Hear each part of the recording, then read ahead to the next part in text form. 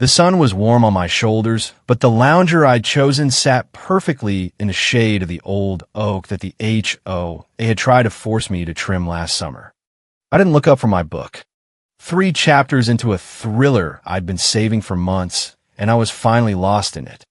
Karen Voss's voice sliced across the water like a cheap lawnmower blade, loud enough for the whole Pinecrest Manor pool party to hear, but wrapped in that fake sweet tone she used when she wanted everyone to think she was just protecting community standards. Let her perform. Let her parade her husband and her golden boy son Derek around like they were royalty. It didn't matter anymore. Not after today. The community manager, Thomas Whitmore, appeared beside my chair with the same quiet efficiency he always had. Navy polo crisp despite the 90-degree heat tablet and hand expression politely neutral the way only a man who'd survived 3 years under Karen could manage. "Miss Bennett," he said low enough that only I could hear it first. "I apologize for the interruption, but the architectural team has finalized the expansion plans for the new clubhouse gym wing and the additional parking pavilion. They're requesting your approval before the 3 p.m. deadline." Derek's laugh died mid-sentence on the other side of the pool. I set my book down, took the tablet, and swiped through the renderings.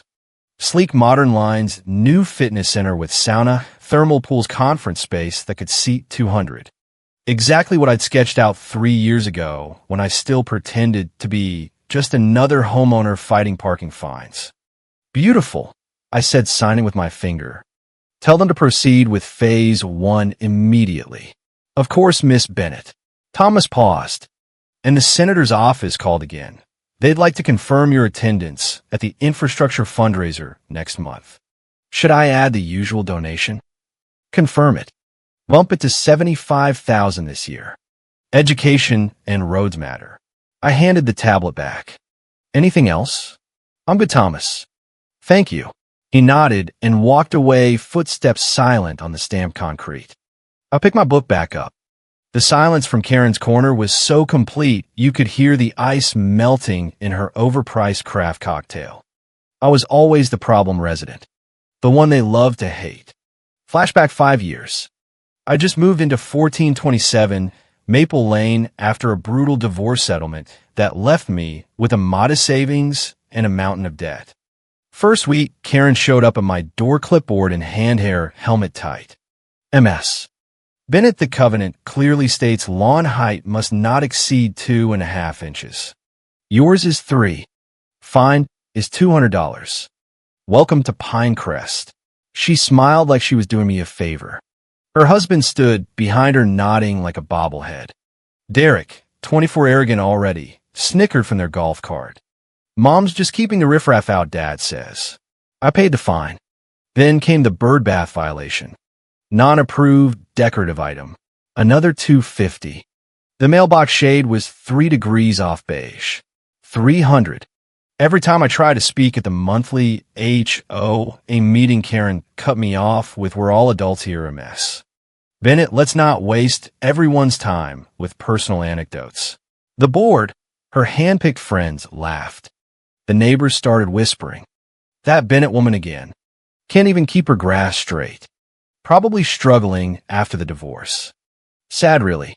I never argued. I just paid, smiled, and took notes. Every fine, every snide comment, every time Derek parked his loud Mustang across 3 spaces and got a free pass because the Voss family contributes so much.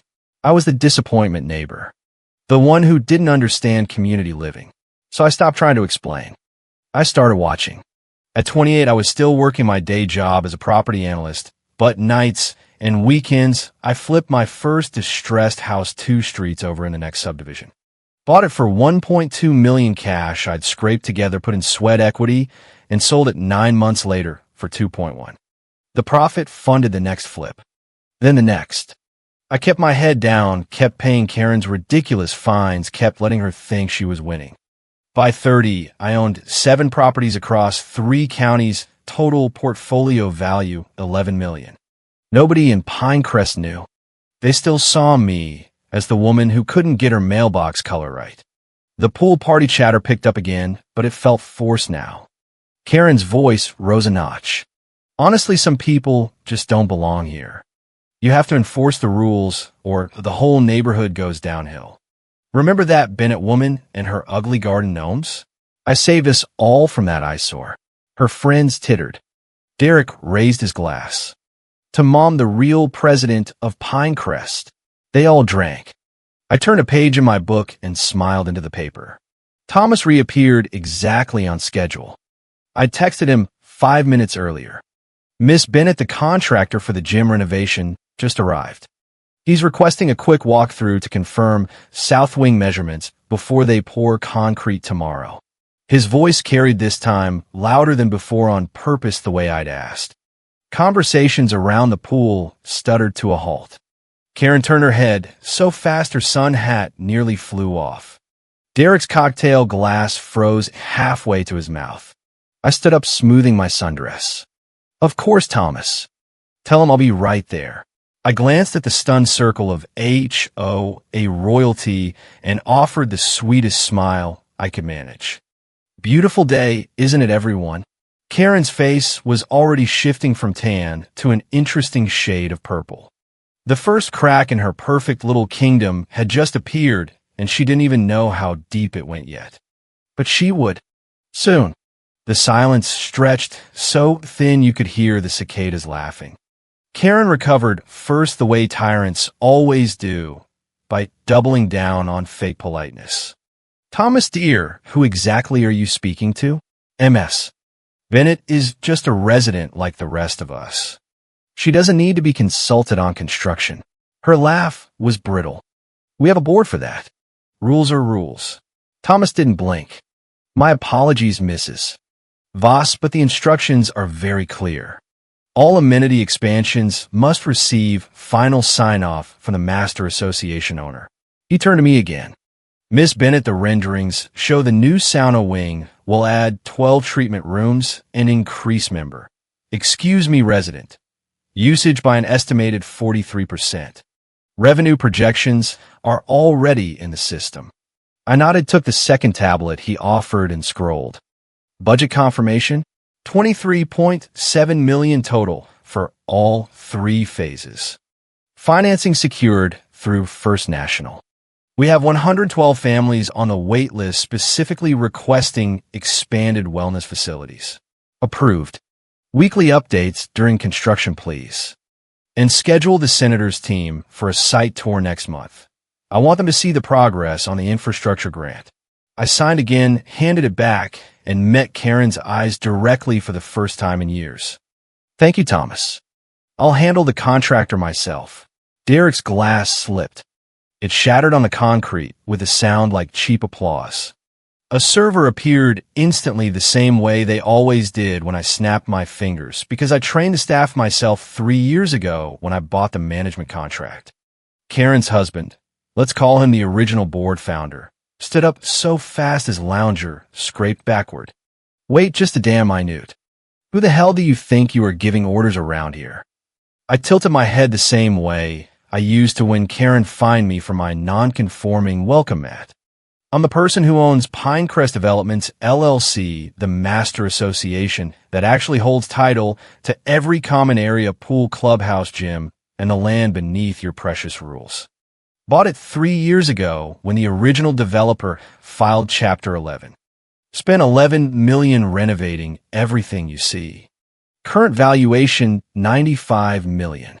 820 paid up amenity members at $12,000 a year, plus initiation fees, plus revenue from events, golf cart rentals, and a new restaurant pavilion. Last year's gross, $31.2 million. The pool area went graveyard quiet. Even the background music from the HOA-approved playlist seemed to glitch and fade. Karen's mouth opened and closed like a fish that had just realized the water was gone. Derek sat down hard on the nearest lounger, his face the color of spoiled milk. You're lying, he managed. You're that broke divorcee who can't even keep her grass cut. Mom's been fining you for years. I smiled the same patient smile I'd practiced in every board meeting while they talked over me. Yes, Derek. And every one of those fines went straight into the legal fund I used to buy your mother's little kingdom out from under her. Irony is a beautiful thing, don't you think? Karen finally found her voice, but it cracked halfway through. This is impossible. The covenants, the board, the votes. We run this neighborhood. You run the petty enforcement, Karen. I own the deed to bank notes and the right to dissolve the entire HOA structure tomorrow if I feel like it. But I've been generous. I'll let you keep playing queen because it was entertaining. Watching you measure grass with a ruler while I quietly bought every distressed lot that came on the market and then the whole master association for $28 million cash plus seller financing. Turn the place around in 11 months. Occupancy, resident satisfaction, hit 87%. Refinance pulled out $1.2 million equity and kept going. I took a slow sip of the iced tea a server had brought without being asked. Unsweetened just how I like it. You remember the birdbath fine, Karen? $250 because it disrupted aesthetic harmony. That money helped fund the down payment on my first flip outside the gates. The mailbox violation paid for the architect who redesigned this pool you're standing in. Every time you publicly shame me at meetings calling me the problem resident, you were actually subsidizing the empire you're now standing in. Her husband looked like he might faint. Riley, we had no idea. You never said anything. I laughed once soft and dark. You never asked. You decided who I was the day I moved in. The struggling single woman who couldn't keep up. Just like you decided Derek was the golden child who could park anywhere and break any rule because the Voss family contributes. I stopped trying to prove you wrong. I just built my life without you. Without your approval, without your pity, and definitely without your beige mailbox police state. Thomas reappeared right on cue. Miss Bennett, the contractor, is waiting by the south wing. Also, the Wall Street Journal called. They want to move the interview up if you're available. I gathered my book and sunglasses. Tell them I'll be there in 10 minutes. And Karen, your membership. Your HOA privileges are still valid. For now, the community dinner tonight is at 7 in the pavilion. I reserved the private section for the board. You're all welcome to enjoy your stay. Just remember the rules you love so much were written by me. I started walking toward the main building. Behind me, I heard Derek whisper, "Mom, what the hell do we do now?" Karen's answer was too quiet to catch, but the tone was pure panic. The sound of a tyrant watching her throne turn to sand. The first file of the afternoon had closed. The real show was just starting. The contractor was waiting exactly where I'd told Thomas to send him. Hard hat in hand, blueprints rolled under his arm, looking nervous the way people do when they realize they're about to meet the actual owner instead of the fake board they've been dealing with. I shook his hand, smiled the professional smile I'd perfected in 1,000 boardrooms, and we walked the south wing together. He pointed out where the new sauna foundation would sit, how the thermal pools would tie into the existing geothermal system.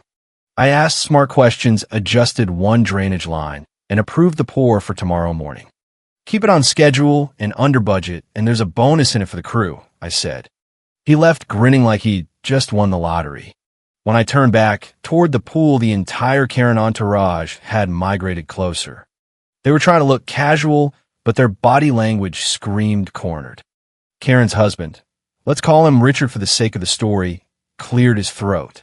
Riley, we need to talk. This is a lot to process. Perhaps we could sit down like civilized adults. I raised an eyebrow. Civilized? Like the time you voted to fine me $400 for having an American flag up one day past the HOA's arbitrary 3-day limit? Or the time Derek's friends had a kegger that left beer cans in the common area and you all decided it was youthful exuberance while I got cited for a single dandelion? Sure, Richard. Let's be civilized. Derek stepped forward, hands up, like he was approaching a wild animal. Look, I'm sorry for whatever I said earlier. I didn't know. None of us did. Mom's just been trying to keep things nice for everyone. Nice. I repeated, tasting the word like spoiled milk. That's what you call it when you publicly mocked me at the last meeting for failing to maintain curb appeal, while your mother wore a diamond tennis bracelet bought with the late fees she collected from people like me. I have the minutes saved, Derek. Every word, every laugh at my expense. Karen finally spoke, her voice trembling with the effort of staying polite. Riley, if this is true, and I'm still not convinced it is, why didn't you say something sooner? We could have worked together. I've always been open to input from residents. I laughed outright this time to sound sharp enough to cut glass. Open? You once shut down a board meeting because I dared to suggest we allow small vegetable gardens in backyards. Called it a slippery slope to chaos. Then you went home and posted on the private Facebook group about how certain elements were trying to ruin the neighborhood aesthetic. That post had 200 likes, Richard. 200 neighbors who thought I was the villain. I'll let the silence sit for a moment, watching their faces cycle through denial, anger, and the first real flickers of fear. I didn't say anything because I was busy. While you were measuring grass with a ruler, I was buying the bank note on this entire development when the original developer went belly up. While you were writing me citations for mailbox color, I was closing on 7 more distressed properties and leveraging them into the cash that bought the master association deed. While you were bragging at cocktail parties about being the queen of Pinecrest, I was sitting in my office overlooking the golf course.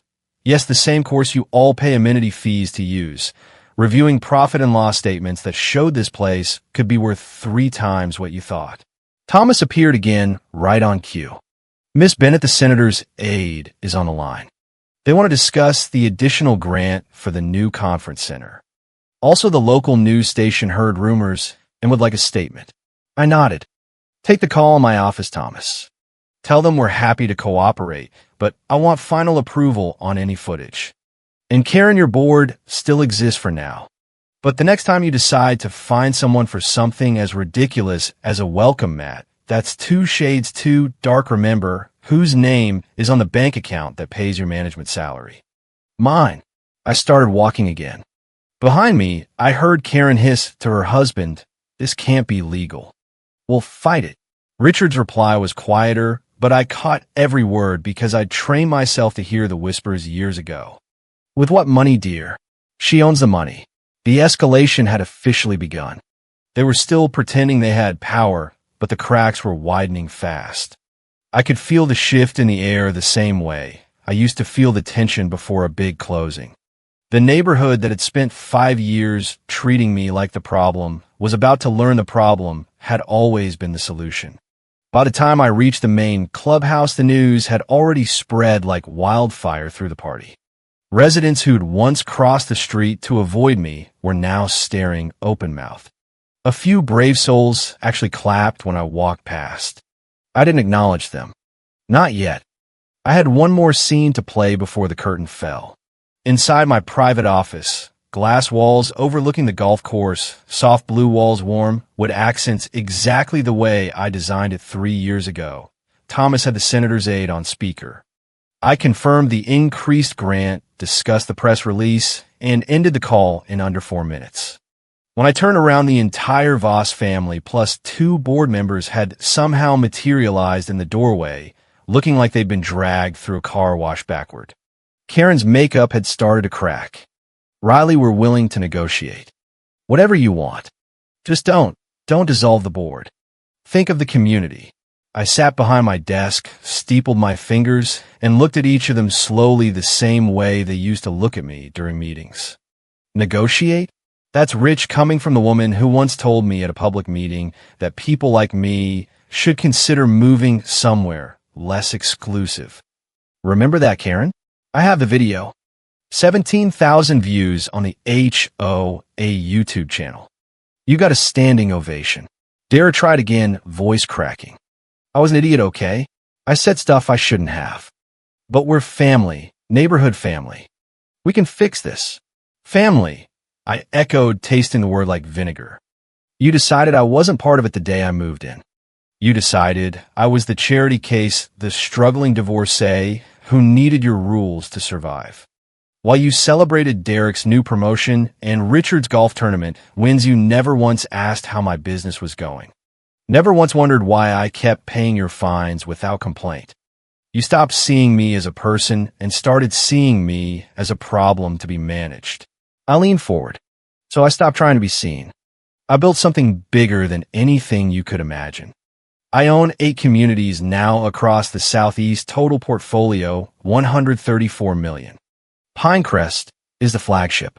And yes, Karen, the membership fee you love to brag about, the one Dara paid with daddy's money, is $85,000 initiation plus $12,000 annually. I approved it. I said it.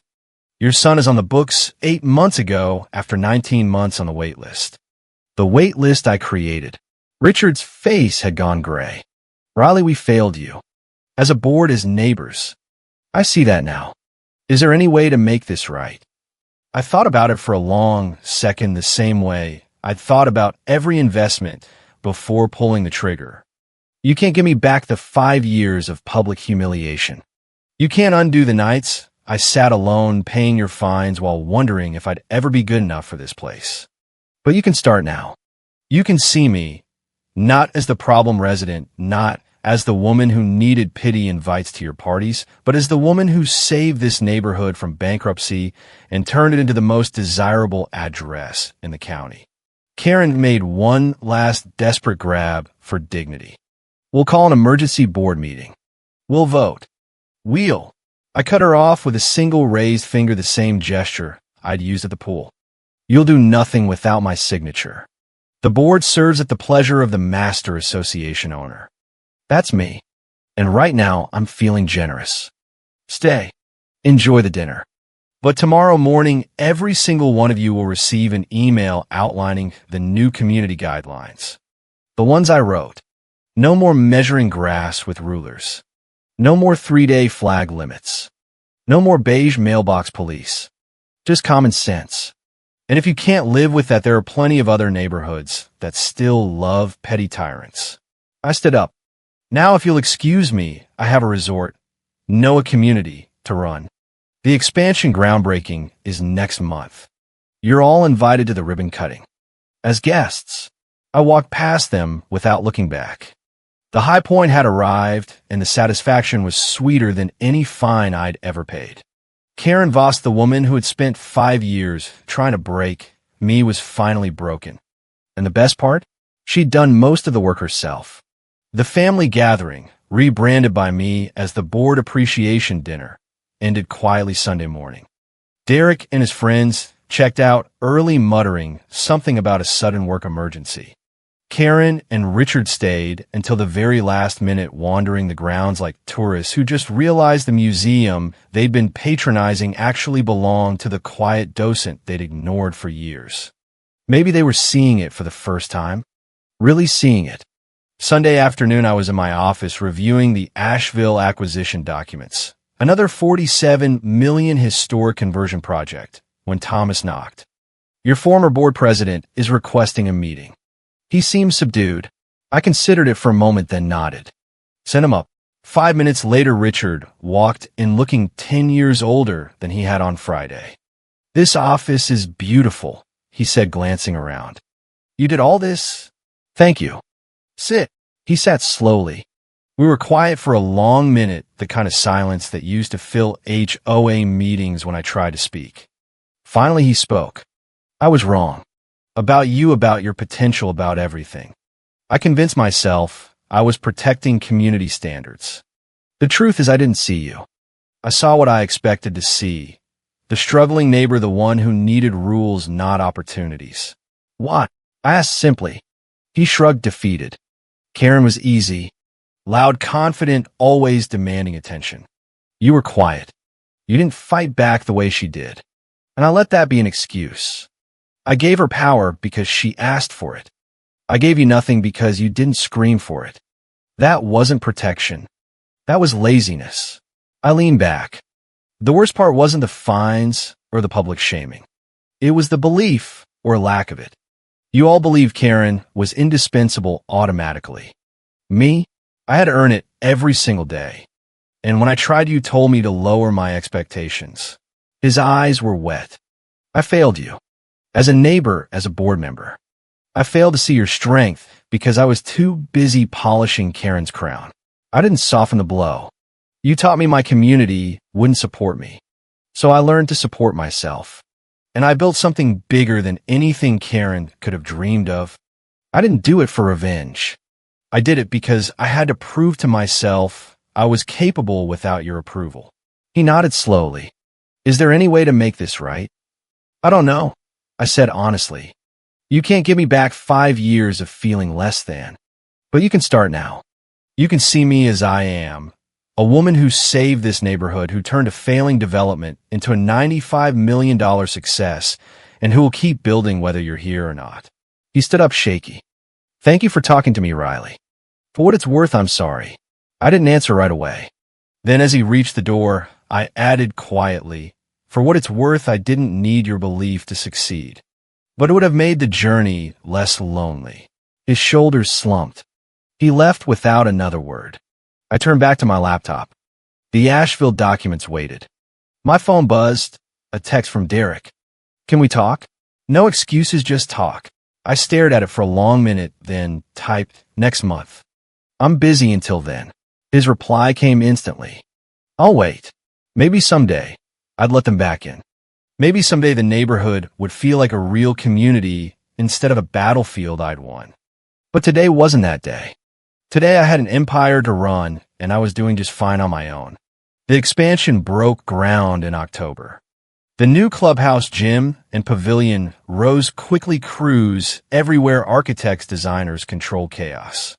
I walked the site, every morning, coffee in hand, reviewing progress.